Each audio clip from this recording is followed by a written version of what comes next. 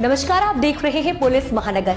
तो आइए शुरुआत करते हैं आज की कुछ खास खबरों से। महाराष्ट्र के पूर्व मुख्यमंत्री और शिवसेना यूबीटी प्रमुख उद्धव ठाकरे ने राज्य की देवेंद्र फडणवीस सरकार पर भ्रष्टाचार, प्रदूषण और मौजूदा निकाय चुनाव में पैसे के दुरुपयोग को लेकर तीखा हमला बोला है। उद्धव ठाकरे ने वर्तमान में चल रहे नगर पालिका और नगर परिषद चुनाव पर टिप्पणी करते हुए कहा कि पैसों का धुआं निकल रहा है। उन्होंने पार्टी मुखपत्र सामना की लेख का हवाला देते हुए आरोप लगाया कि पैसों की बारिश अतिवृष्टि की तरह भयानक रूप से महाराष्ट्र में शुरू है।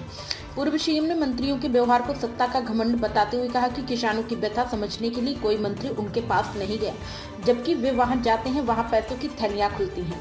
मुंबई में बढ़ते प्रदूषण पर बात करते हुए ठाकरे ने तंज कसा। उन्होंने कहा कि मुंबई की हवा स्वास्थ्य के लिए खतरनाक होती जा रही है। बॉम्बे हाई कोर्ट में दिए गए एक सरकारी वकील के बयान पर अप्रत्यक्ष रूप से पलटवार करते हुए उन्होंने कहा कि ऐसा लगता है मानो इथियोपिया में ज्वालामुखी फटा हो, लेकिन सच्चाई ये है कि इथियोपिया की ज्वालामुखी का मुंबई के प्रदूषण का कोई संबंध नहीं है।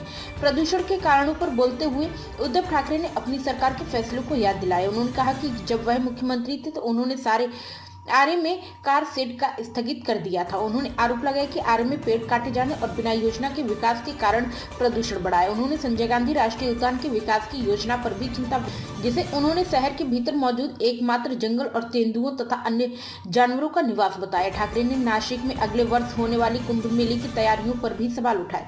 उन्होंने कहा कि लाखों साधु संतों और भाविकाओं की सुविधा न हो, यह सरकार की जिम्मेदारी है, लेकिन अभी तक नासिक का पालक मंत्री नियुक्त नहीं किया गया। उन्होंने प्रयागराज कुंभ मेले में हुई चेंगरा चेंगरी का जिक्र करते हुए पूछा, क्या इस पहली का उत्तर कुंभ मेले के खर्च में है? अब तक की खबरों में बस इतना ही। ऐसे ही खबरों के लिए बने रहें हमारे साथ। तब तक के लिए नमस्कार।